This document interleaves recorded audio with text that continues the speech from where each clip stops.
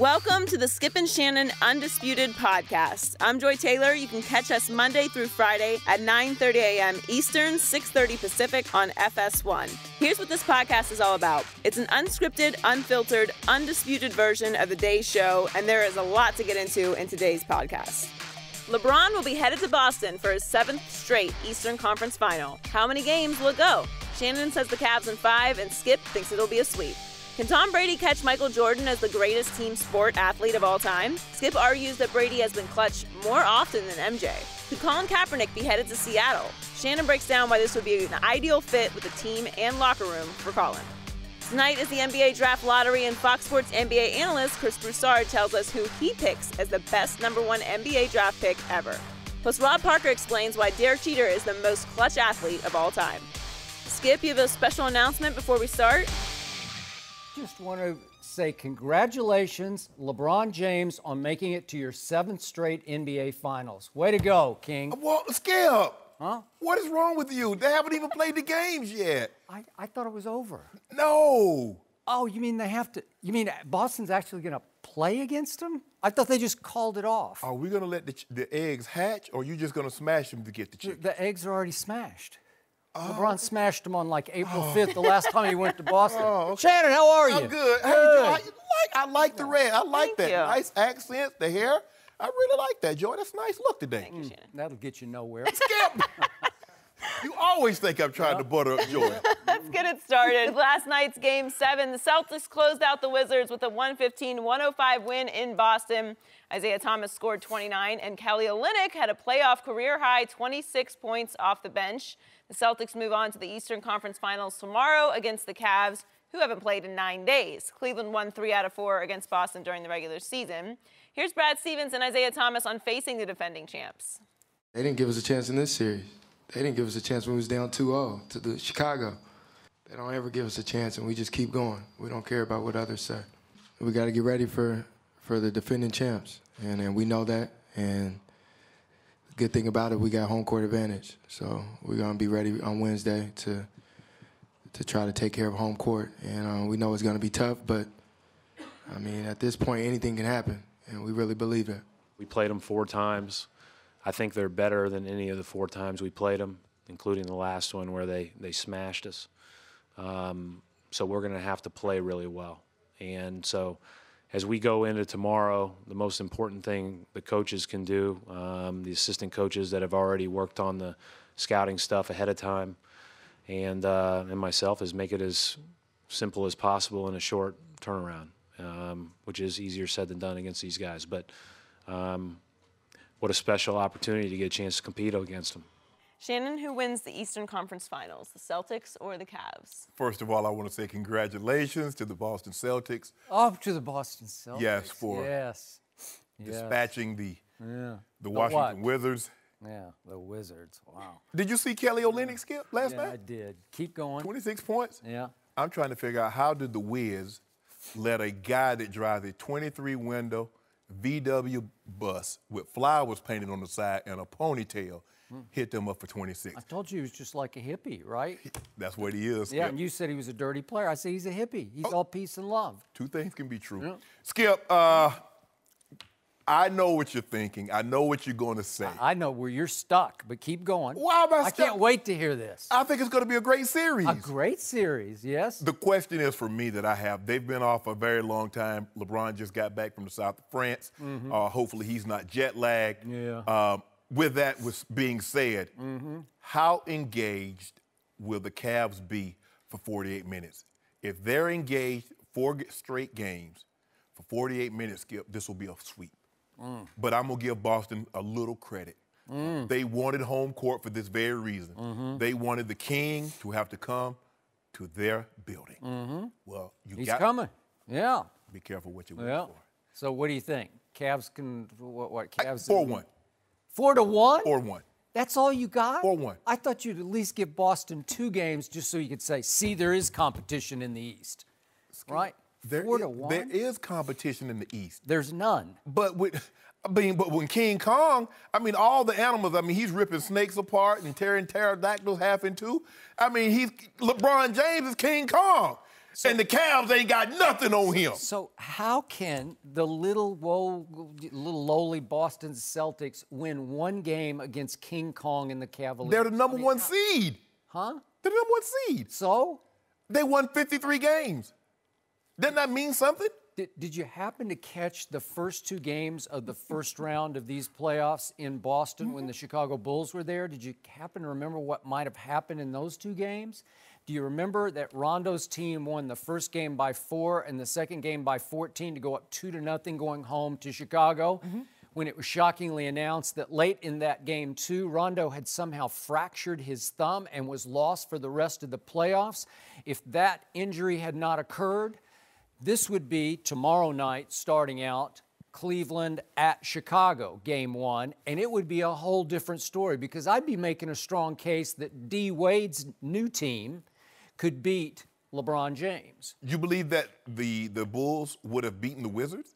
Absolutely, I do. Did you watch the Wizards last night? Did you see what happened? I just sat back, and again, look, Kelly Olynyk was a nice little story. He took all of Markeith's trash talk right in between the eyes, and he said, watch this, I'm going to turn your trash talk to straight garbage. That was nice to see. But I kept saying, this is it. This is all this woeful conference has to offer LeBron James in the way of competition. These two teams going back and forth, 6 of one, half dozen of the other, 6 of one, half dozen of the other, and right on schedule, the star of the Wizards, the internet sensation that is John Wall, hit the wall.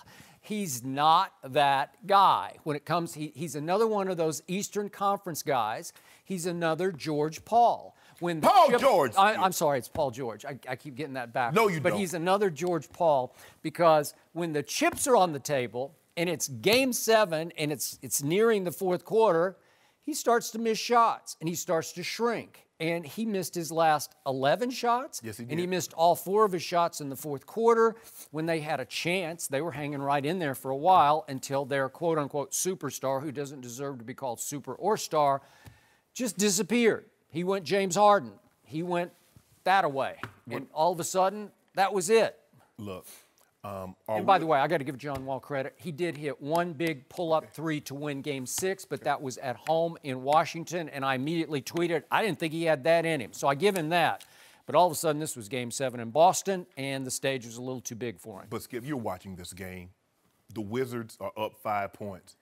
And why on God's green earth would they run plays for Gortat? Gortat is not a guy you run plays for, Skip.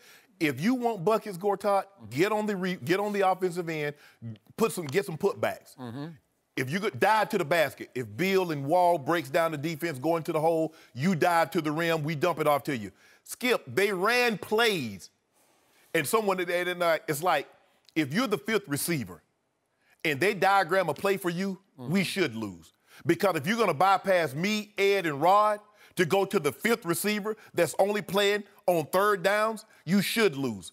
If you're going to go to Martin Gortat and Bradley Beal is cooking, and for a stretch there, John Wall had it going. 3 straight times they go to Gortat, turnover, turnover, turnover. So in a game that's 5 points, that could be 7, 10, or 11, 12 maybe. Now all of a sudden, a 5-point game, you're tied because you're trying to give the ball to someone that's not. Skip, can you imagine LeBron James coming down the court and say, clear out, double T, get on the block. We about to feed you. Tristan knows he gets his points on lobs, diving to the basket, offensive rebounds. That's how he gets his buckets. Yeah, but LeBron has a lot of better options. He's got Kyrie, he's got Kevin Love, he's got Kyle Korver, he's got. Is there any particular reason why you need to discuss my team's lineup? We good. We got this over here. You're too good for the Eastern We Conference. too good for everybody. Yeah, you're not too good for the West, but you're too good for the Eastern Conference because, you know, I blew this because before the year started, I sat right here in this chair and I said, LeBron and company will sweep the East 12-0 in the playoffs, and they will be fully rested by the time they get to the Western Conference winner in the finals. And I got misled by the fact that LeBron's team over the final 46 games of the regular season went 23-23, and I kept saying, this is awful.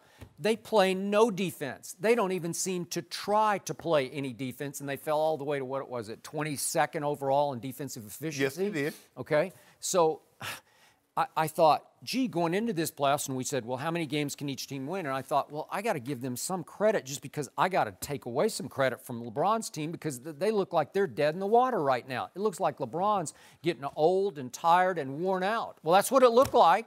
When you go 500 over the last 46 games of the regular season, I'm starting to wonder just how good you really are. And he's complaining about we're top-heavy as you know what.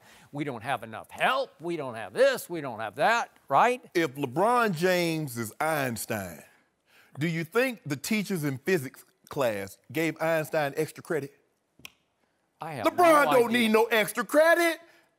He gonna ace the test. Did you see that guy, the young man at TCU that graduated at 14 years of age with a physics degree? I missed that. That's LeBron James. If this was graduation, LeBron James would be 9 years old with a double major.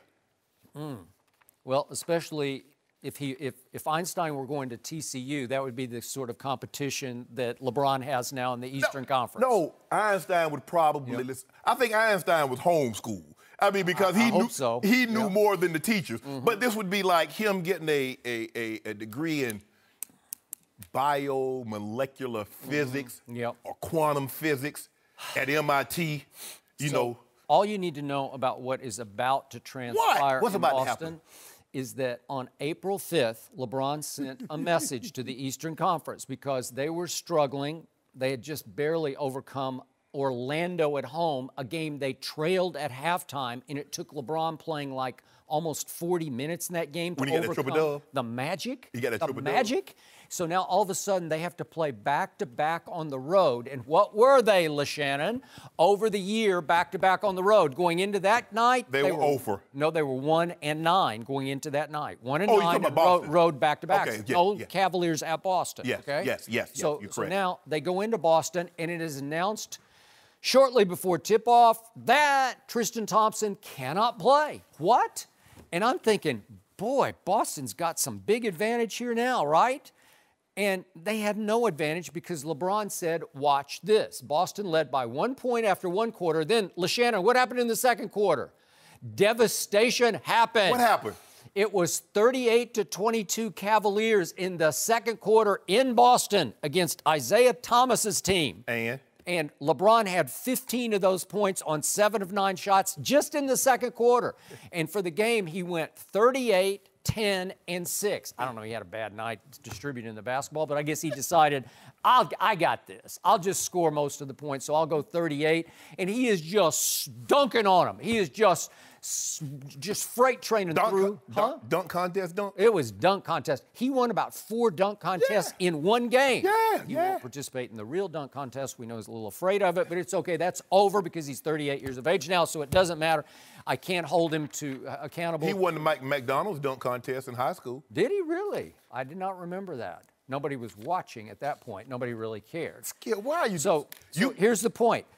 They devastated Boston's psyche that night because that was the game. Remember, home court, the number 1 seed was up for grabs at that point, and in fact, Cleveland won that game and took a 1-game lead, and then sort of spit it up at the end of the year. They didn't really care. Here, you guys, you know what? You keep going back to April 5th that the Cavaliers sent Boston a message, but this goes back much further. This goes back in June of 2003 when the Cavaliers drafted LeBron and sent that message. You're talking about April the 5th. For 14 years. They sent a message to Boston? They sent a message to the NBA. Oh, really? Like Gloria James when she held him up on December 30th of 84? Yeah, because all I can remember is that last series in his first go-round in Cleveland, which ended up at Boston in Game 6, the closeout game. Yeah. After which the owner of the Cleveland Cavaliers named Dan Gilbert accused LeBron of quitting in that game? Quitting? Did you Garden? see Dan Quinn get on his knees to go groveling back, jetting, setting across, flying into Fort Lauderdale, and to have a secret meeting? Dan Gilbert. Dan Gilbert. Dan Quinn needs LeBron next year. He does. Skip, you always go back to try to point out, did you see? But did you remember Game 6 when he showed up? What did he do, Skip? It was big time. No, I don't know what I don't want to talk about big time. What did he do, Skip? Tell the people the numbers that didn't see that game. I don't remember them. Oh, you remember. I don't remember. 45-16. Shannon. Yeah. 45-16. And you saw that look on his face. He had that look. He was like this here. I'm doing something for y'all today. That was a big one coming off what had just happened in the previous finals when the chosen one had become the frozen one against the Dallas Mavericks. Remember that? The biggest, greatest superstar meltdown or worst superstar meltdown we ever saw? Skip, you're not what happens to you. You're what happens to you. You are what happens to you. What do you become after that? Yeah. So what did LeBron do after that? After that most embarrassing moment, what did he do, Skip? What has he done since then? Yeah, and then he got to play against Kevin Durant in the next finals, right? Who was just a baby along with the baby Westbrook and the baby Harden. And he took advantage. Oh, he a baby. Good. And he won the one ring that he should have won the rest of the way. He should be 1-6. Well, tell him about the day. Tell him, okay, I know you're talking about 2012, but tell the people at home what happened in 2013. 2013? Well, the Spurs won the championship. No. Yeah. I'm pretty sure no. I'm pretty sure they did. I'm pretty sure no. Oh, what happened? You know what happened? I turned the game off when they were up 5 with 18 seconds left. Why would you do a thing like that? Because I thought it was over. I celebrated. When the guy that you would rather have the ball in his hands, doink, missed the free throw. The guy that you said he's a clutch free throw shooter, he's the best player in the NBA, doink. What happens? The guy everybody says is the best coach in the NBA pulled Tim Duncan for the last play. Why would you do that? Why you hold that against Bron? Let Bron coach his team. He can't coach his team and your team. So over the last 3 minutes of that game, LeBron, unforced error turnover. What? Unforced error turnover number 2. Unforced turnover number 3. What's going on, LeBron? Okay, can I ask you a question? Wait, then he took the shot to tie the game. He missed. Plank. Yeah. Long rebound. Where's Tim Duncan? Oh, Chris Bosh gets the rebound. Can I ask you a question?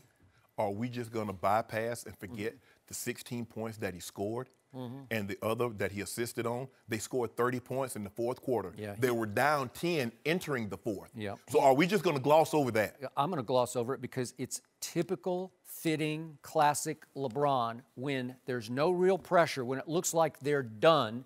Then he starts to make some shots. And then all of a sudden it starts to get close and he goes, cough, cough, cough it up. Well, tell the people at home what happened in overtime. He was good. My team was dead. My team got shot right in the heart. Ray Allen killed him. Woo! He killed him. The greatest clutch shot I've ever seen. Okay, what happened in Game 7? They were only up 2 points. You know, my Spurs were just shot. They were psychologically devastated. Well, who's that marksman? They played awful. Who's that marksman? He was good in that game. That had a kill from almost a mile away. Hey, when he smells blood, when he can front run, there's nobody greater than LeBron James. How was he front running, Skip? Because he just knew what had happened. They were just shot, Can I psychologically shot. Couldn't get back up off the floor. I thought the objective was to get to the front and stay in the lead. Why would you let somebody pass you up once you get the lead? Did you run track in high school, Skip? Nope. I ran track in high school. And Coach Hall, who was my coach, would always tell us, he'd say, once you get the lead, you make a guy get out of his comfort zone to try to catch you. So what I would do, if I got the lead and you pull up beside me, I'm going to take off. Now, I'm going to make you run my race. LeBron says, you know what? I'm in the lead. Pull up beside me. I want you to get close. Because see, if I blow you out, then Skip's going to like, oh, he has it so easy. I cannot believe this. I can't. LeBron says, I want you to get close. Shannon, you know and I What do I know? This is going to be a sweep of the Boston Celtics. Skip. It's a mismatch. No. It's just, come on. The Eastern Conference can give him no competition. It's a cakewalk, once again, to his 7th straight Eastern Conference championship into the finals. Way to go. I mean, it's over. No, it's over. You know it, and I know it. You're trying to put the jinx on LeBron, but I'm not going to let you do it. I'm not trying to put the jinx on. What did I tell you yesterday? I said Boston will win this game by 10, and they won it by 10. I had the score 110 to 100. It was 115 to 105, so I was in the ballpark because I get the East. I know the East. Did you tell me that the Wizards bench was only going to score 5 points and the Celtics would score 48? The Wizards are more talented than the Celtics, Absolutely. But they're not a better basketball team than Boston, and Boston has no chance against Cleveland. They just don't match up. Who's going to guard LeBron? He knows that he's got a super highway to the basket. Jay Crowder can't guard him. I'm sorry. Who else? Can? Kelly Olynyk? Who can? Try that one. Okay, name the guy in the NBA. Isaiah Thomas? Is he name gonna the take guy LeBron? in the NBA that can stop LeBron. Kawhi Leonard. Sorry. He did it at Cleveland back in, what was it, January? No, Skip. Yeah. He didn't stop him. Yeah. They won the game. Yeah, and there's a difference between the two. Kawhi was the Finals MVP when my Spurs blew LeBron's team off the floor by a record margin. That's all you need to know. Case closed. Thank you for asking. But you keep saying that. The man averaged 17, 6, and 2. Mm-hmm. LeBron lost the Finals, averaging 17, 8, and 7 to Dallas Mavericks. But in the series that Kawhi was the MVP, LeBron averaged 28, 6, and 7. Go pull out the tapes of game 3 and 4 back in Miami and tell me what you see or don't see, because LeBron went James Harden in those games. No, he didn't, Skip. Yeah, he did. Skip, they shot the highest percentage from the field of anybody ever in the history of the Finals. They got blown out by the all-time worst margin in finals history. But you see what you do? See, this is what you do, Skip. You say, well, like when LeBron lose, LeBron's got blown out. But when James Harden them beat the Spurs by 50, what'd you say? Oh, they can't guard those shooters. It's the Spurs. Why is it when LeBron loses, it's LeBron, but when anybody else loses, it's the team? You already put him on Mount Rushmore. He's already there. Okay, well, then it should be his fault if they lose, right? You just agreed with me. But you just said Kawhi is better than LeBron. He is. Head-to-head, he's got his number. And he would have had his number this year, but unfortunately, Zaza's size 17 had Kawhi's number. We'll talk about that a little later. Yes, we will. Gonna leave it there. Game 1, Celtics Cavs tomorrow night, 8:30 Eastern. Skip's got the suite. Shannon's gentleman's suite. No mercy. ESPN's Ian O'Connor interviewed Tom Brady recently, and O'Connor suggests that one obstacle that could still be in Brady's way is surpassing Michael Jordan as the greatest American team sport athlete. Brady talked about MJ and said, "I was in awe of Michael Jordan, and I still am in awe of what he was and what he meant. He was such an effortless player. He put a lot of effort in, but there's an art and a beauty to the way that he played the game. It was a very inspiring thing." So, Skip, can Brady catch Jordan as the greatest team sport athlete? Point of order. Remember, Tom Brady didn't say he's chasing Michael Jordan the way LeBron always says, I'm chasing that ghost, right? This wasn't from Tom Brady. It was from Ian O'Connor, who wrote the piece. He just threw it out there. Brady had nothing but great things to say about Michael Jordan. And also, Brady would not even go so far as to say he was the greatest quarterback ever. So he was still playing aw shucks, gee whiz, humble Tom Brady. So just for the record, it came across out of the headline that Brady is saying, well, I guess I just have one other person to chase here. It's Michael Jordan. He didn't say that. No. Okay, now back to reality. So gonna be good. You will not find a bigger Michael Jordan fan than this guy. I'm an even bigger Jordan fan than I am a Tom Brady fan. Not so much a New England fan, but I've always been a Brady fan, because I don't know how you can't be, but that's just me. But in the longest run, and I think this Brady run is going to go for a lot longer than you think, I do think he has a chance to catch and pass Michael Jordan, because he said yesterday in this article, the one bold statement he made was, hey, not only do I want to play until I'm 45, but I might get to 45 and just say, you know what? I feel pretty good. Why can't I play at 46 and 47? He said he might play until he's 50. Stop. Well, I'm just throwing, you can't wrap your head around that, because your career ended at what? How old were you? I was going to be 36 on my birthday. I retired at May before my 36th birthday. Before your 36th birthday, and you took a beating, man, and your body said, I'm sorry, this is the best I can do for you, right? Your body said no. So far, his body is not saying no. He's got new methods. He's got new vistas and training and diet, obviously, nutrition. So here we are. What if he does play till he's 45? Let's just do the hypothetical. They are prohibitive favorites to win next year's Super Bowl. Am I right about that? That doesn't guarantee a thing. But let's just say, being conservative, that he wins 2 more Super Bowls before he's finished, Tom Brady. That would get him to 7. And let's say he's the MVP of both those Super Bowls. He should have been MVP of all the 5 that he won. They gave it to Deion Branch because he caught 11 of Tom Brady's passes. I don't get that. Like Brady threw the passes. And you could have easily given the MVP of the first one to Ty Law or Adam Vinatieri. Because you got to say 17 or 26 for 145 and a touchdown. How about that last drive? It was pretty special. Every yard in that last drive of the first Super Bowl was Brady throwing the football to set up Vinatieri's field goal. Well, actually, the MVP should have been Coach Belichick for that defensive performance that he did on the Greatest Show on the Turf. Whatever. There's a chance that he could have been MVP every time. Okay.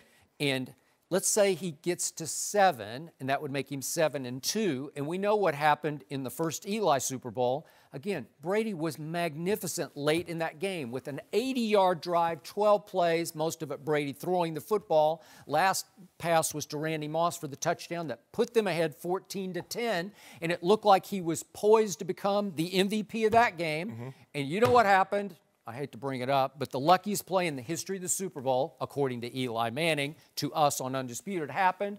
Here it is. Give him Eli. Wait, how did you get away? How did you get away, Eli? You're not mobile. Lick him, Wait, Eli. close your eyes. Oh! Throw it as far as you can. Wait a second. Wait a second.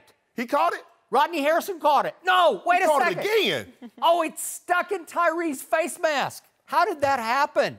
Pass and prayer answered. I don't know how it happened, but it saved Eli and the Giants, and it cost Tom Brady an MVP and a Super Bowl championship. 10 years later, wow. David Tyree still. How is David Tyree, 45 years old, still catching passes? He's like the 7th receiver on the roster. He wasn't really supposed to even be in the game. How did that happen? It just happened. So that cost him another one right there. So my point is, let's say he gets to 7, and do you realize how clutch Tom Brady has been on the biggest stage in all of sports again and again and again in a game of pro football that is much harder to dominate than the game of pro basketball is, because if you're one man, you can dominate. If you're that good, the way LeBron is often dominated during regular seasons, you can just overwhelm your sport. But you can't do it in pro football unless you're Tom Brady. And how clutch was he against the Seahawks late? That was the greatest fourth quarter I've ever seen, topped only by what he just did to the Atlanta Falcons in the fourth quarter in overtime. It's clutch over a long period of time, game after game. He's been clutch more often than Michael Jordan even had a chance to be clutch, because Brady has played so long. He's now 39, going on 40. He'll be 40 on August 3rd. So, again, the case could be made. He needs a couple of more and a couple of more MVPs, where you'd have to sit back and give it up to Tom Brady. You might be jealous of him. You might resent him. You might say, how can unathletic Tom Brady even be in the same sentence with Michael Jordan? I hear that. I get it. But if you're being objective, you would have to at least give him a chance to eclipse the greatest player I've ever seen in any sport. Joe, can you repeat the question again? Make sure I got this written down right. Wrote it down. Can Brady pass Michael Jordan as the greatest team sport athlete ever? No! Skip. Wait, I didn't hear that. You said no? Big N, even bigger no. Because? Brady has been dominant. There's no question about that. But as with anything, when you're dealing with sports and sometimes in life, there's different levels to this dominance, Skip. When you look at Tom Brady, you know Tom Brady in 17 years, I think this would be his 18th season. Yeah, in 17 years, has only been first team All-Pro twice. Michael Jordan was All-NBA 10 times. Tom Brady did not win his first MVP until his 8th season in the league. Michael Jordan was a first-team All-Pro after his 3rd season. He won 3 MVPs by the time he reached 30. All of which is why LeBron will never catch him. But go ahead. Whoa, we're not talking. No, Skip, I'm not going to. Don't you do that. Don't you do that. No, I think you should. I think you should keep going. Judge, can you ask it? I think you should keep going. I object, Your Honor. I'm very interested to see what your case is also. This is about Brady and Jordan. Can you instruct Mr. Bayless? I mean, somebody across Is my objection sustained? I was thinking the same thing. Go ahead. Go ahead. Even today, when I was talking, and I talked to people, when they asked me, have I ever met Michael Jordan? And I've met him a couple of times and talked to him. Skip, he doesn't seem real. And I don't want to be blasphemous here, but Skip, it's almost like you're talking to a god. He doesn't look real. The very first time I met him, he got on the elevator with me in Atlanta, and I'm looking at him, and it was like he introduced himself. I introduced myself. He's like, I know who you are. I know who your brother are. I met your mom at the casino one year. And Skip, I'm looking at him, Skip. This man he's a man. I know him. I know him. Skip, I got it. Skip, it's like a dream. I hear you. But think about this, Skip. When the last time you heard someone say they want to be Brady-esque? but they do say Jordan-esque. When they say, I want to be like Mike. In the rappers, when the rappers start putting Tom Brady in a rap, holla at your boy. Okay, but look, your case, you're talking about his mystique, his aura. It's everything I just told you is wrong with this argument when you say Tom Brady doesn't belong in the same sentence with Michael Jordan. Everybody thinks of the 40 that Tom Brady ran at the Combine, right? The most unathletic 40 in the history of the Combine. And they think of him, he got caught on I guess it was cell phone video, dancing in Brazil or wherever it was. And he looked so unathletic. That guy could be greater than Jordan. What happens when the Super Bowl happens? What has kept happening in Super Bowl? Can I ask you a question, Skip? In Brady's 17 years, in his absolute prime, so let's be realistic. What we're seeing him do now is an anomaly. This is not his prime. Was Brady always thought of as the best player in the league? I don't know. By whom? Who? Anybody. Let me ask you a question. Were there a time at any point in his career that people thought Peyton Manning and Aaron Rodgers was a better player than Tom Brady? I always thought Brady. I've been saying for maybe 10 years. But the masses. At least 10 years, maybe 12 years, that Brady's the best player. In Jordan's apex, did anybody? No, he's the greatest player ever. It's not even close. Think about this. It's like Jordan and then everybody else. In 1986, Larry Bird had just won his 3rd straight MVP. This is the only time this has happened. Jordan dropped 63 in an overtime game. And what did Larry Bird say? He said, God got dressed up as Michael Jordan. Okay. Think about it, Skip. That's an MVP. Wait, help me out. What game did you play? And football. Make it to the Hall of Fame in football. Right. Football is a much harder game to dominate than pro basketball is. One man can just take over pro basketball because only 5 get to play at one time. But see, correct? But I know, Skip, but here's the thing. Jordan has had a longer stretch. Jordan went from, if they'd have had like they do now, they have the top 100 players in football and you rank them from, they start from 100 and come back all the way to 1. After Jordan's second year, his first year, he probably would have been top 10. After his second year, he probably would have been top 5. In '86, when he made his first NBA team, he probably would have been 2 behind Bird, who was the MVP. Okay, but from '87 to '98, Skip, it was unchallenged. We got it, but that doesn't, you still going apples to oranges. Now compare him to Brady's Super Bowl resume. It's starting to look pretty close here. 6 for 6. Yeah. 6 MVPs. Okay, I got it. I'm the one telling you that every day. He never went to overtime. Okay. He never, you keep talking about clutchness. Well, you're the one who keeps telling me. Yeah, look what happened. He had to wait until the Celtics got old and the Pistons got old. Aren't you the guy who kept telling me that? Skip, hold on, Skip. Well, then I'll use your argument against you. Hold on, Skip. We give Brady credit. Now, if Julian Edelman drops that pass, what happens? Nothing. Because it's what, first down? So they get second down. But if Adam Vinatieri misses one of those kicks, what happens? It's just part of football. It's part. See, hold on. Well, I mean, he's a kicker. He made kicks. He's a really good kicker. So why? But who got him in position every time with clutch late drives to even have an attempt at a field goal? So the drive is easier to do than a 48-yard field goal. It's much harder to do. Are you serious, Skip? To complete 5, 6, 7 passes in a row, which is what he kept doing in the first 2 Super Bowls? Skip. Really? Are you telling me it's easier to complete a pass? Yes. I mean, it's harder to complete a pass. Come on. Are you serious? I mean, it is hard to keep executing against the other team's Super Bowl defense. Think about this, Skip. How many PATs you see missed in the regular season now that they've pushed it back? Vinatieri's arguably the greatest kicker ever. Skip, hold on.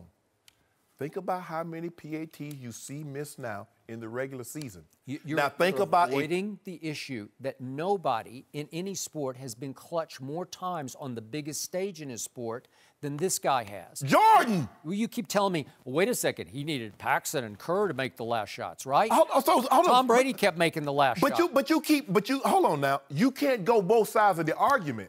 Hold on, wait a minute.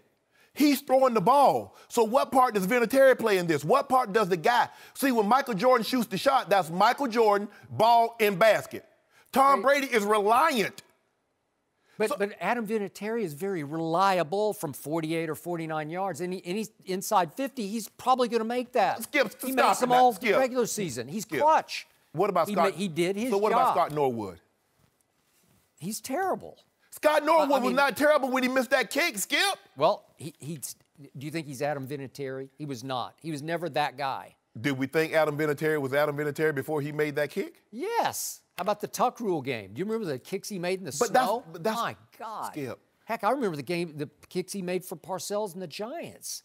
He was really good. No, Adam Vinatieri came in '96. He got drafted by Parcells. He got drafted by Parcells there. I'm sorry, when Parcells coached the Patriots, right? Skip, I'm not trying to minimize Tom Brady because what he's done is unbelievable. But to say he can be the GOAT, first of all, it's apples and oranges because, as you say, we give deference to the quarterback because he plays the toughest position in the most physical, demanding sport.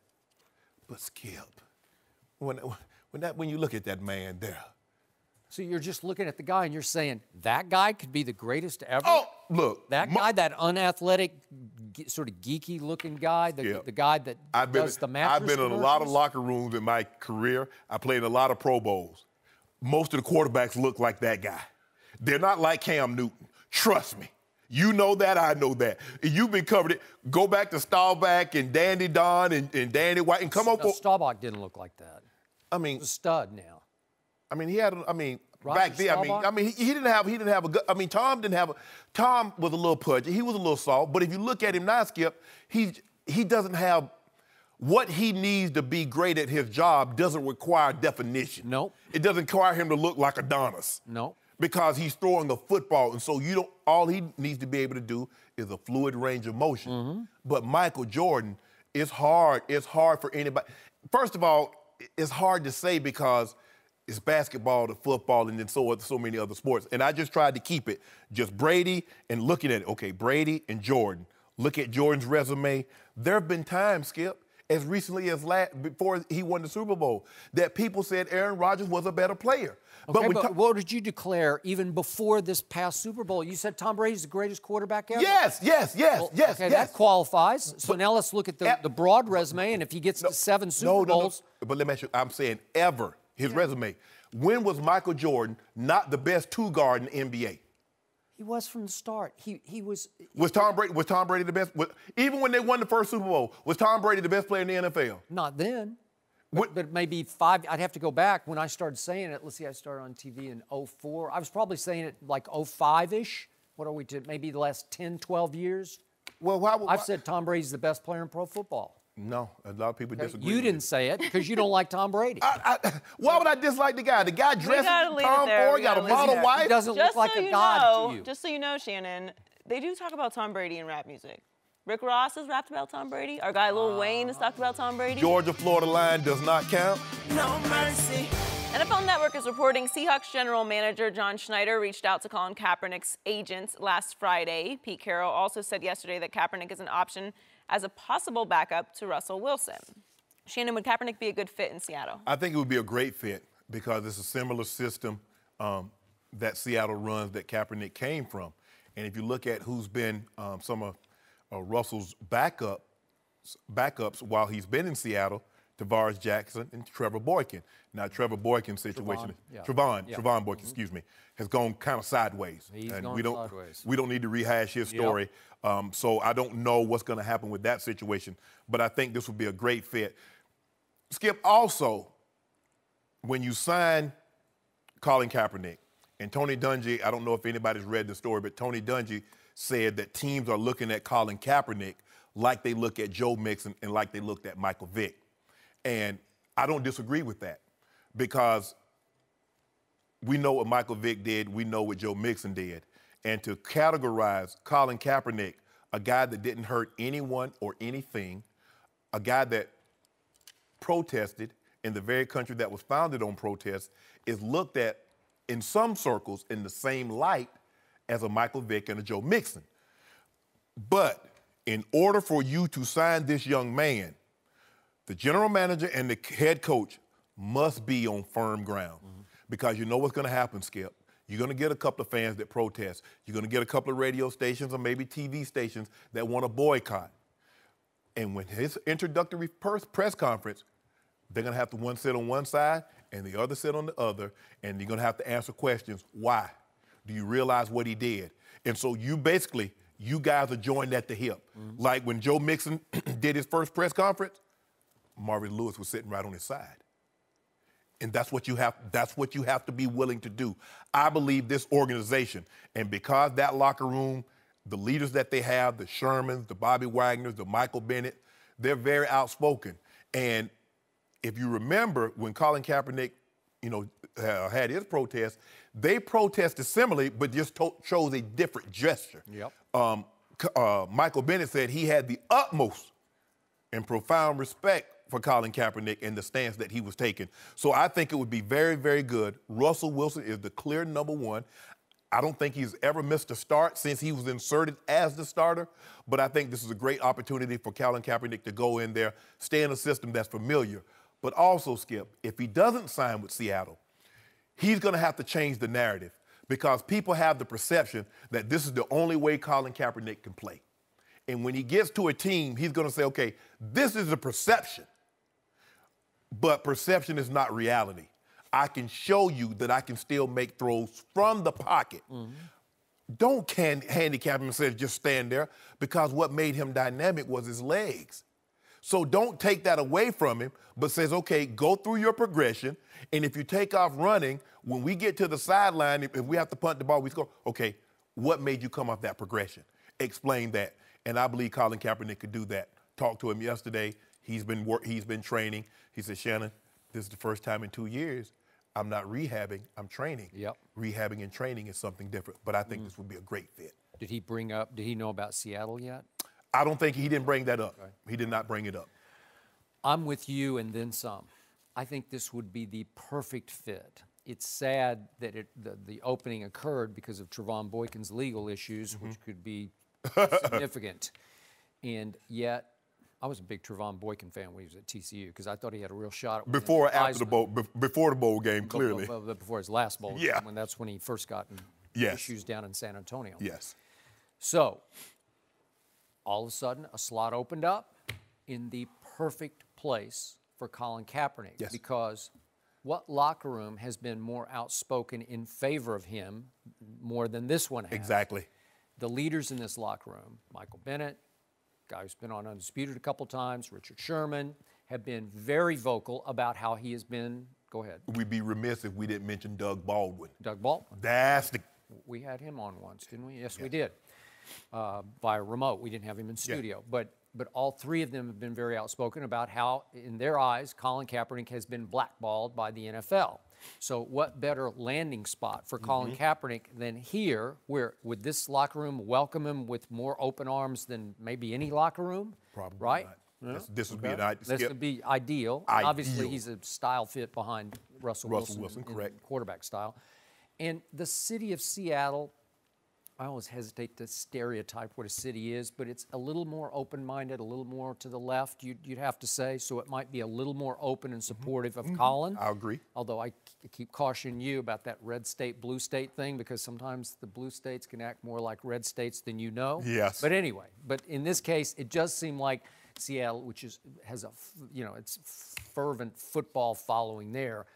Maybe unlike any city, it's right there with Denver or Dallas or whatever. Well, because it's the only game in town. Yep. Yes, you have to say, except for the Mariners. soccer. Yeah, or the Mariners. Mariners. I forgot about the Mariners. Yeah, but the point is, they love their football, so they're going to really embrace Colin Kaepernick and all he stands for and has stood for.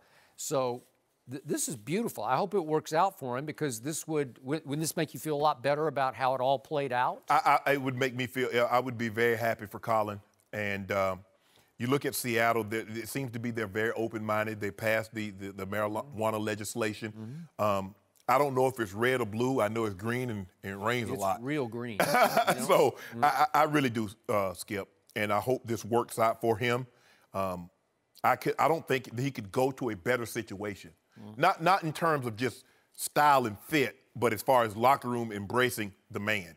Because, look, and I tell people this all the time, if you think that everybody in the Denver locker rooms and the Baltimore locker rooms like Shannon Sharpe, you're sadly mistaken. I thought of myself as a team player, Skip. I was always on time. I always tried to treat everybody right. So naturally, if I tried to do all the right things and I still had dissenters and naysayers within my own locker room, you can imagine. All 52 guys didn't like Colin Kaepernick. It's hard to get all in every when you're coming from different backgrounds, be it race, religion, economic status, where you come from as far as geographically.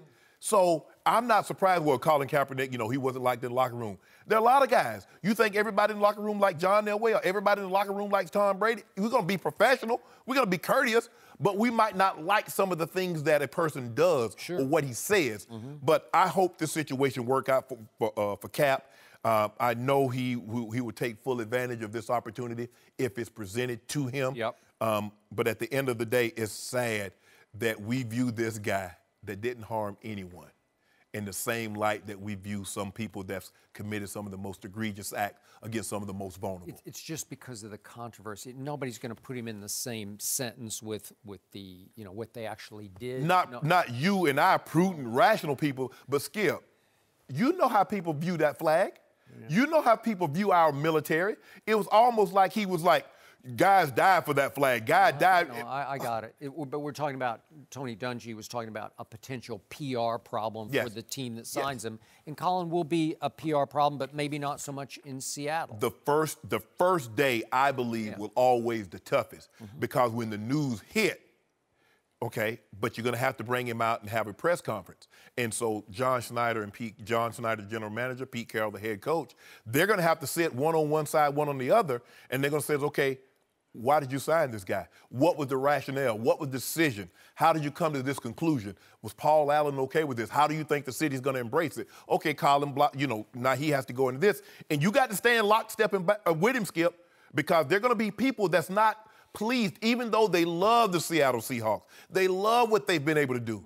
There are going to be some people that doesn't like this, doesn't like the decision. All they need to say is we signed him because he can play, right? Yes. Because he can. And my only regret for this whole saga is that some team that needed a starting quarterback didn't give him a shot, because I thought he earned another shot even last year with a bad 49er team in which at least 4 times he played big-time starting quarterback games, even though they lost. Yeah, wide receivers and tight ends only matter if you're a great quarterback. They don't look at what he had to play with.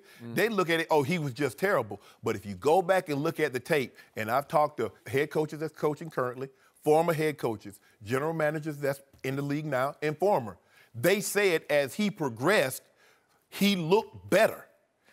But his supporting cast around him didn't make it beneficial for you to see all his talents. Well, the biggest thing is that wherever he goes has to be a stable situation. They have a strong locker room. They do. And he did win the Len Eshmont Award last year, so it's not like he was disliked by the other players in the locker room. But see how enough of them liked him, voting him best team. No mercy. The NBA Draft Lottery is tonight. In honor of that, ESPN.com ranked the best #1 picks in NBA draft history. Here is their list. LeBron was ranked 1, followed by Kareem, Tim Duncan, Shaq, and Magic Johnson. Oscar Robertson was 6th, followed by David Robinson and Akeem Olajuwon. We're joined by Chris Broussard. Welcome, Chris. Thank you. Great to be here. Shannon, let me start with you. Do you agree that LeBron is the best What kind of question is that? overall draft pick in NBA history? You do? What happened? I do, Skip, because and when when I clicked on it and I sent you the link, what I tried to do when I saw that they had this, I tried to guess which order. And I always thought once I saw that they were doing this, it was going to be out of Kareem and LeBron. I went with LeBron for this, Skip. Since he's entered into the NBA until now, he's always been the unquestioned best player on his team. And you look at what he's been able to accomplish. There were when Tim Duncan arrived with San Antonio, he was a better player than Robinson. He was. Shaq, at some point in time, D. Wade was a better player, and Kobe was a better player than Shaq. And Magic Johnson was a better player than Kareem at points in his I'll give you that. So for 14 years, LeBron James was the best player on his team. And for over a decade, he's been the best player in the NBA.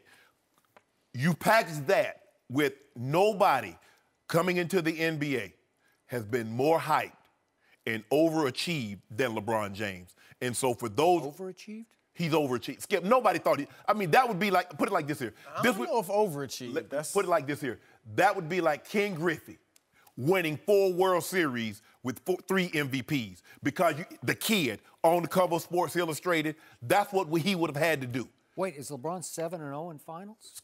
Skip. I'm with you on everything, and he certainly hasn't underachieved, how about this here? but I don't know if I say over, because he was hyped, like you said. How about this? Exceeded expectations. Not overachieved, exceeded expectations. Who? You could probably... Not his own.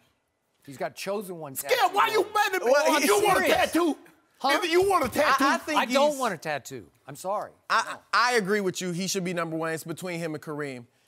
And I'll give you a few other things. Everything you said is right, except maybe overachieved. I said I corrected myself. Yeah, okay, all right, exceed expectations. Yes. Kareem missed the playoffs in 1975 and 76.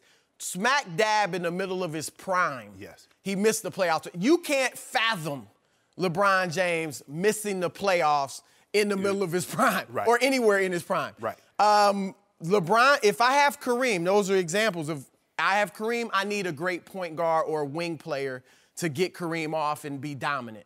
If I have Magic, I need some scores, or at least another big score, because that's not Magic's game. If I have LeBron, I got my score, I got my playmaker, my point guard, and he's kind of big too. So I kind of got a big. You don't need a great big with LeBron. You don't need a great point guard with LeBron. Because he does so much, and that's why he could lift the team from 30 wins to the NBA Finals, or battle with Golden State without, Kyrie and Kevin Love. And, of course, arguably the greatest achievement, or certainly the greatest comeback in NBA history, 3-1 down, 73-9. 73-win team, Unanimous all-time MVP. winningest team. And then the year before, the only player ever to lead both teams in points, rebounds, assists, steals, and blocks in the NBA Finals. I mean, it's a no-brainer. It's LeBron James. No-brainer. Who else? People without brains, it might be a no-brainer. Who? Yeah, I want to hear Skip. I think you even are going to admit that LeBron's number 1. I know you got. He got Duncan. So even Chris Broussard admitted that without Draymond's suspension, LeBron would not have. No, I didn't say that. You did say that. I said arguably. I said that's possible. But we don't know. They beat him 3 times with Draymond. Please. I said that certainly helped. That you guys certainly helped. Face up, you blind witnesses that both of you are. It's okay. It's okay. I respect it because I love both of you. But you're wrong about this one, because without Draymond's suspension and the greatest clutch shot I ever saw, LeBron James would be 1-6. Wait, Kyrie's shot Let was me the greatest finish. Let me finish. He would be 1-6 in NBA Finals without the greatest clutch shot by Ray Allen and the suspension of Draymond Green. 1-6. He also got blown off the floor by a record margin in an NBA Finals. I'm sorry, I got to dock him for that.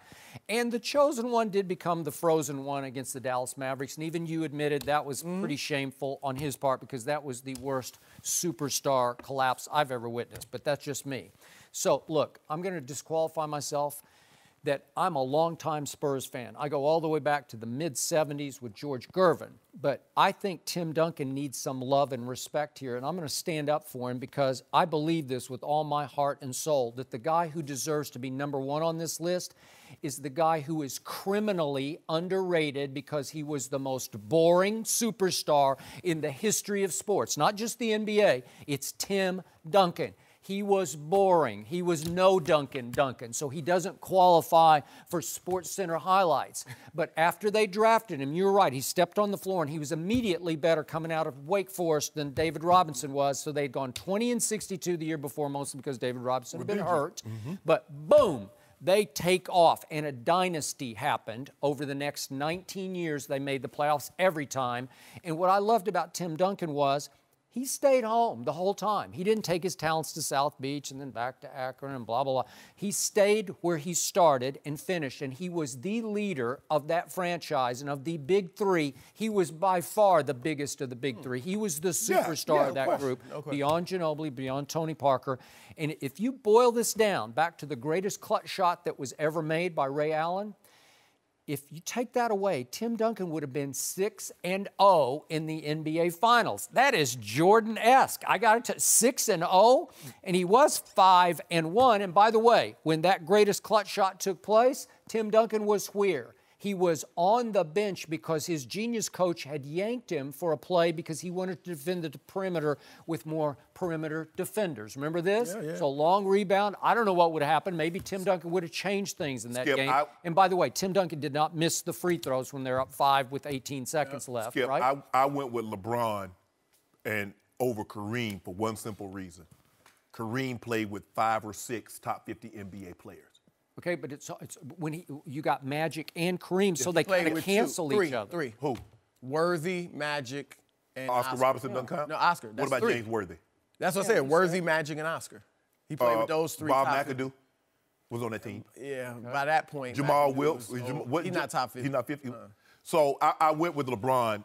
LeBron has been the best player on his team, unquestioned, for 14 years. LeBron James, for better than a decade, has been the best player because there were times that people said Shaq was better than Tim Duncan. Are we Are you saying, oh, yeah, Duncan, yeah, no question. Duncan, no question. But you know what? Stretch. You know what, Skip? I mean, you look at the top 5 and Joy, we don't need LeBron, Kareem. I went Magic, Duncan, Shaq. But my biggest gripe, how do they put David Robinson over Akeem Olajuwon? That was ridiculous. That's what's baffling to me, Skip. You can make, look, there are some great players. I mean, Iverson doesn't make the list. James Worthy doesn't. They had Dwight Howard above Allen Iverson and Patrick Ewing. That's ridiculous. Dwight didn't even belong on the No, he shouldn't be in the top 10. And so it was all analytics. That's my biggest gripe because all you got to do is watch head-to-head and watch Olajuwon destroy David Robinson. There's no way he was fun. I mean, the dream shake. He could defend. I mean, the quadruple double. Here's the thing. He got a quadruple double, and the NBA rescinded an assist, and he came back, I think, 6 days later and got another one. There's no way you put Robinson ahead of him. No. Look, everything you said about Duncan is correct. I would not have him number 1. I actually had him 5. I had LeBron, Kareem, Magic, Shaq, and then Duncan. Duncan, to your point, he is underrated. He's underappreciated, I should say. Yes. He's all-time best power forward ever. Not even close. Even though he was really kind of a center. He was kind of, sort of. Yeah, pretty much a center. But they listed him as a 4. Yep. But his statistics, and I'm not saying this as a knock, but when you look at all these guys, you nitpick, right? Yes. When you talk, his statistics individually never were close to Kareem or Shaq.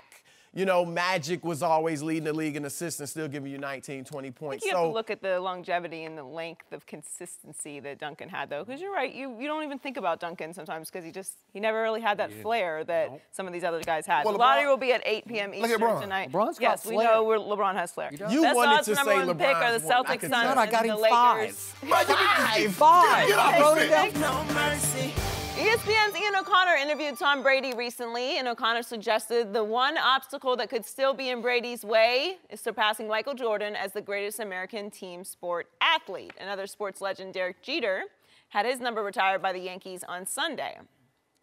Joined by Rob Parker. Welcome, Rob. What's happening, everybody? Good morning. Look at Good to Rob. have You you. got some busy outfit. He looks sniffy, don't he, Skip? Yeah. FS1 did it right. Woo, a little something different. Yeah. I like it. Oh, I work for $2 a day. Just get me some new outfits. You look good, It's Rob. $3 a day. Exactly. Don't undersell him.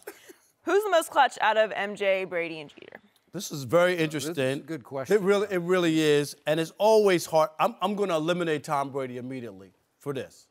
I'm shocked. 2012, Wes Welker's there, wide open. Brady missed him. And you guys could argue, oh, Welker's put his head.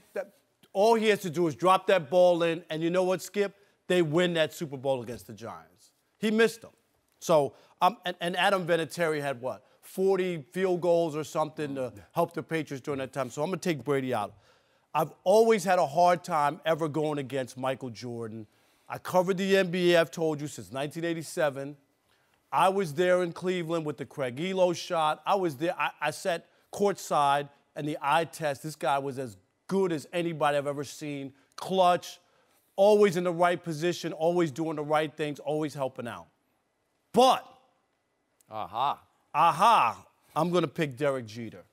And I know a lot of people say, Derek Jeter, he wasn't the best player. Like these two guys, you could argue, were two of the best players in their sport. I'm not going to say Derek Jeter's the best player or was that kind of player like that. For a lot of years, he wasn't the best player on his team, but right. go ahead. But that's what I'm saying. But when it came to clutch performances and doing what he needed to do, that play in Oakland, somebody needs to watch that play. That might go down as one of the greatest plays ever in the history of sports. Yeah. You know this. Up there. Skip. Shortstop has no business being on that side of the field. Zero. That's just instinct. He knew something was going. I got to be a part of this. And then you can't throw the ball. He can't turn and throw the ball. He can't get him. He has to flip it. He does it just right. That's one of my favorite plays I've ever seen, and Derek Jeter was that. Don't forget the home run, Mr. November, when he hit the big home run in the playoff game and the World Series game. Why Jeremy Giambi didn't slide, I don't know. But I have no idea. Go ahead. That made the play. Because he probably didn't Probably think. thought that there's no way they're going to get me. Right. So anyway, but when I look at Derek Jeter's career, and I wrote a column on the shadowleague.com about this, I thought Derek Jeter had a perfect career. He did everything right, never got in trouble, big plays, signature plays, was a winner. He did everything right. Derek Jeter, to me, is the most clutch player I've ever seen. I went with Michael Jordan, and it started as a true freshman. And what people, I don't know if people remember this game in the 82 finals against Georgetown, in which they. People remember? But a lot of people, like Skip, Joe was 2. Right. Joe was 2. In 82? Yeah. Don't age me. There you go. Touche. I know about it. I guarantee you Nick Wright didn't see this. Yeah. In 1982, James Worthy was the College Player of the Year. He would later go on to be the #1 draft pick overall. And Who's this? James Worthy. Oh, James Worthy, I was just saying. And a freshman took the final shot. Coach Dean Smith trusted a freshman. That was a foreshadow of things to come and he never missed a beat, Skip. It got to the point that you were like, you missed that shot? You expected every time he shot the ball that the ball was going to go into the hoop. And because he started out as a freshman doing it, his rookie year and all the way up to the end, making those clutch shots, it's hard to deny him because if you needed 40 in the finals, he'd go get you 40. If you needed in the Eastern Conference Final, you needed 50, he'd go get that too. So it's hard to deny that. Now, I put Jeter second for the simple fact, Skip, he played 20 years in New York City for the Yankees. See, getting to the playoffs is not good enough for the Yankees. You either win the world title or you fail. And you mentioned that he was clutch. He was clutch both on and off the field. Now, he's married now, got a great wife. I don't know how well he could have survived and thrived in today's, Skip, with social media being the way it is now. And he also gave out nice gift baskets at the end. See, there you go with that. See, Skip, I ain't going there. That man's married, happily married to a beautiful young lady. They're about to bring a beautiful child into the world, so I ain't fooling with you. But I got a lot of the plays, the walk-off home run in the 9/11 World Series against the Diamondbacks, Skip. That might have been one of his signature moments. And it seems like, although most of his career, he wasn't the best player on his team. As a matter of fact, he wasn't the best shortstop on his team. A-Rod was a better shortstop, but A-Rod had to play third base because Jeter was already entrenched and he was the El Capitan. But that play up the third baseline, whether he was diving into the stands, and Skip, how fitting is this? His final game, the guy gets a walk-off hit. The final game at Yankee Stadium. Yes. Right, which is unbelievable. You couldn't write a better script than that. If you took that to Hollywood and say, this is what happened, here's a guy. Don't tell him the guy's name. This is what happened in his career. It's like, get out. This is truth and fiction. Fiction has to make sense. This makes no sense that all the great players in Yankees lore, from the Ruths to the Garretts to the DiMaggios and the Mantles, didn't play as long as he did, didn't have as many hits as he did, and I don't know if he's regarded. No Yankee has 3,000 hits other than Derek Jeter. Skip. You know, I want to hear this. You already know where you're going. Here we go. I want to hear this. the Brady hate on this show knows no bounds because neither of you gave him any credit whatsoever. He's like third. He doesn't belong in this conversation with these other two greats, and they are all-time greats. And by the way, I told Rob this last night, and I'm going to say it on national TV, but the great thing about Derek Jeter was he was a a very good hitter, but he wasn't a great hitter. He No. wasn't Tony Gwynn, who won 8 batting Right. titles. He never won MVP. No. Regular season MVP. He was a World Series. World Series MVP, And right. He was a good shortstop, but I ain't going great because he won 4 Gold Gloves, but I thought He wasn't it was Ozzie. little bit on popularity. You know, he just didn't have that great a range. All the metrics showed. But he made all the plays. He made all the plays. I got it. But intangibles, if I could take Derek Jeter's intangibles and pour them into LeBron James, I would have beyond Jordan. Stop. Well, I would. You know it, and No, I know I don't know Yes, nothing. You do. So back to Tom Brady. I still say that you can't put him in your head. It won't allow you to process this thought to even put him in the same sentence with Derek Jeter, Michael Jordan, because he looked so unathletic in that 40-yard dash he ran at the combine. It's the worst, geekiest looking thing you've ever watched. It's almost unwatchable. And then he got caught on cell video down in Brazil trying to dance. With And it was Uggs so- on. yeah, Didn't with he have the Uggs on? Yeah. So I get that. And it's so much aw shucks, gee whiz. And he does mattress ads and, as you said, Ugg boots ads. And it's like, no, he's not an athlete. Like it's like he plays golf or something. You know, like he doesn't really play a sport. He plays golf. No, he plays quarterback. And he plays quarterback better than anyone's ever played it. And look, I told him, I'm the biggest Michael Jordan fan. I'm a big Derek Jeter fan, too. So this is hard. It's like so close that they all belong in the same sort of pantheon here. But Brady has been clutch so many times on the biggest stage in American sports, not in the world sports, but in America. It's the Super Bowl. It's the hardest game to master and dominate, as you well know, because there's so many pieces. It's 11 on 11. It's not 5 on 5. So when it's 5 on 5, one guy, if he's that guy, he can dominate that game. And Michael Jordan was as clutch as anybody I've ever seen. But Brady doesn't get enough credit for how many times he's been clutch in Super Bowls. And Adam Vinatieri did his job. These are under 50-yard field goals. But who drove them with the clock ticking down to nothing? This is no time left, and the next Super Bowl is 4 seconds left.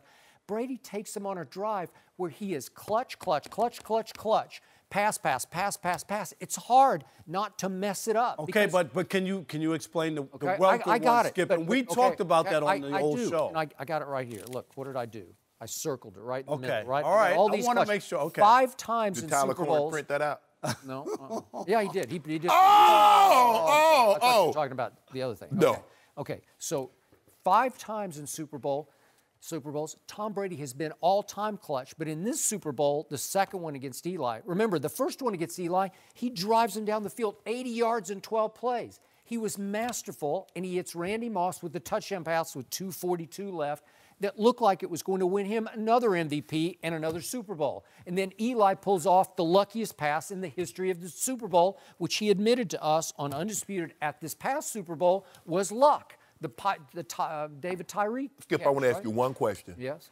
If Tom Brady drives them down the field and Adam Vinatieri misses the field goal, do they blame Tom Brady or they blame Adam Vinatieri? Well, they blame Vinatieri because Okay, it's so- his job. But he doesn't miss, but he never misses. Well, I thought He's one Tom of the Brady's best job was to get kickers the team in ever. the end. So is his All right, job so to get give him me into the the Welker end? No, thing, because so- there's no time left. He's got to drive them with no time, no timeouts, and it's bing, bing, bing, bing, bing down the field. And then he caps it off as he's out of his quote-unquote prime with the greatest Super Bowl any quarterback's ever played against one of the all-time great defenses in the Legion of Boom. And in that Super Bowl, in the fourth quarter, he goes 13 of 15 for 124 yards and 2 touchdowns. And then he tops it against Atlanta with his fourth quarter and overtime. They're off the charts, 246 What's your yards. memory of passing. Jordan? Whose fault was the Welker? Was that Brady or was that Wes Welker? Skip? It was he made one bad throw in 1, 2, 3, 4, Okay, 5, 6, but he missed 7 Super Bowls. he missed Welker. He's been in- Did he not miss Welker? But would Shannon Sharpe have caught that ball? I absolutely would have. Would he have caught it?